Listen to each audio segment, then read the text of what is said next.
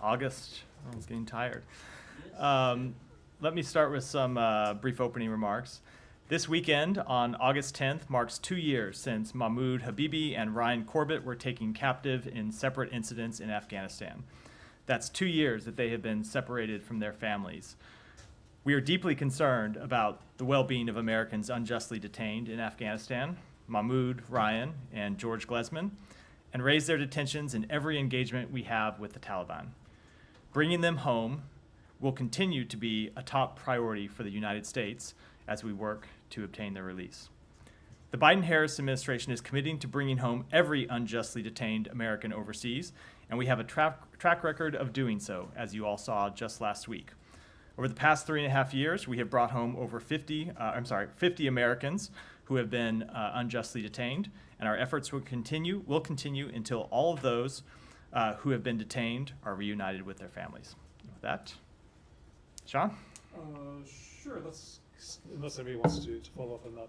I do, Go ahead. actually, if you Yeah. don't mind. No, please, Just please. directly on your topper. So first, every engagement you've had with the Taliban, can you say how many engagements there have been with the Taliban? No, I'd have to take that back and we have, as you know, from time to time, engaged with them at international fora, and in every one of those engagements we raise, among other issues, the need for them to release the Americans that they are unjustly detaining. Okay, the frequency of those interactions, I think, would be of interest to these Yeah, families. I'm happy to take it back and get it to you.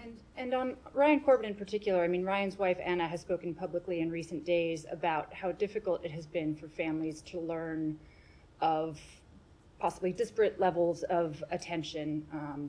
Painstaking diplomacy, I think, were her words, to detainees whose profiles may not have reached the level of attention that, for example, the detainees who were being held in Russia had.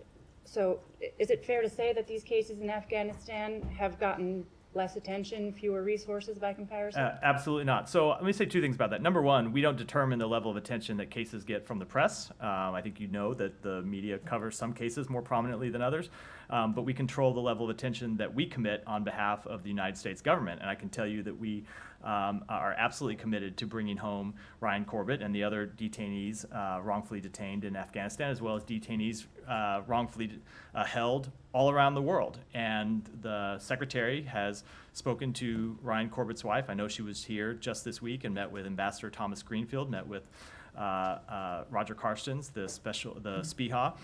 We engage with the family all the time and continue to work through our diplomatic efforts to try and bring them home.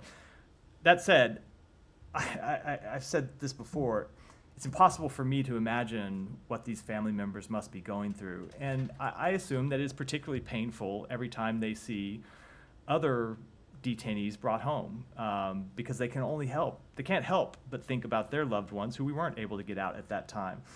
So I would just point to the track record that we have had over the past 3.5 years. And when we say we're not forgetting anyone, we mean it. And we have the record to back that up.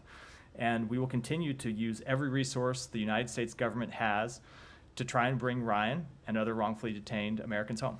I recognize it's a different spokesperson in a different building, but Anna in particular has been pained by the fact that she hasn't been able to secure a second meeting with Jake Sullivan, despite a promise he apparently made to meet with her before the State of the Union if Ryan wasn't free by then, nor has she been able to meet with President Biden. I don't know if you're in a position to say whether state steps in those instances or... So I certainly can't speak for the schedules of principals not in the State Department, but I know that Jake Sullivan has met with her before. And as I said, we just held a number of meetings with her this week, and we'll continue to meet with her. We'll continue to engage with her. The Secretary has talked with her. I know that our colleagues in the White House will continue to engage with her as well as when it comes to specific schedules. Of course, I can't speak to that from here. Thank you. Sorry, Sean. Just can I follow up on that again? So Yeah. Just to stay on that subject. Just to understand, you're using the term unjustly detained. I think when you're referring to the three, but is there wrongfully detained determinations on?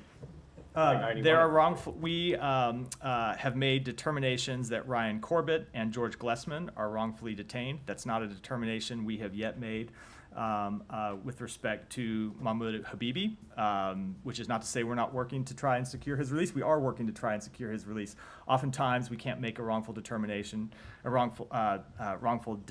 determination because we don't have access to certain types of information or because the situation is unclear. There can be other factors as well, but I can tell you we are working overtime to try to get his release as well. What's the difference when you say someone is unjustly detained and say they're wrongfully So detained? they're wrongfully detained is a legal determination under the factors of the Levinson Act. There are other people who we believe are unjustly detained. Mmoud Habibi is one of them, but for whatever reason, we have not been able to apply the factors of the Levinson Act, either because they don't meet that criteria in that case, or we don't have sufficient information to make that determination, but we still have information to believe that it's an American citizen that ought to be released, and we try to get them released, and that's what we're doing with Mmoud Habibi. Sure, let's go to the Middle East. Sure. Lots to discuss, but